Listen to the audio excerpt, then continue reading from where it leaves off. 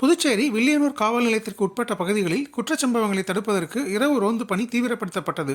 இரவு ரோந்து பணியில் ஈடுபட்ட வில்லியனூர் காவல் நிலைய உதவி ஆய்வாளர் திருமுருகன் பத்துக்கண்ணு பகுதி வழியாக சென்ற லாரியை பரிசோதனை செய்வதற்காக நிறுத்தினார். ஆனால் காவல்துறையினரை கண்டதும் லாரியின் ஓட்டுநர் பக்கிரிபாளையத்தைச் சேர்ந்த சேகரின் மகன் தியாகராஜன் மிக அதிவேகத்துடன் லாரியை ஓட்டிச் சென்றதால் சந்தேகமடைந்த காவலர்கள் லாரியை துரத்திச் சென்று மடக்கி பிடித்தனர். காவல்துறை பிடியில் சிக்கிய லாரி ஓட்டுநரை விசாரித்ததில் தமிழக பகுதியான பக்கிரிபாளையத்திற்கு உட்பட்ட சங்கராபரணி ஆற்றங்கரையோரத்தில் இருந்து சட்டத்திற்கு புறம்பாக ஆற்று மணலை ஏற்றி வந்தது தெரியவந்தது. இதனையடுத்து சட்டம் ஒழுங்கு மேற்கு காவல் கண்காணிப்பாளர் சுப்பிரமணியன் உத்தரவின் பேரில் வட்ட ஆய்வாளர் கலைச்செல்வன் மேற்பார்வையில் திருட்டு மணலை ஏற்றிச் சென்ற லாரியை பறிமுதல் செய்ததை தொடர்ந்து லாரியின் ஓட்டுநர் மீது வழக்கு பதிவு செய்தனர்.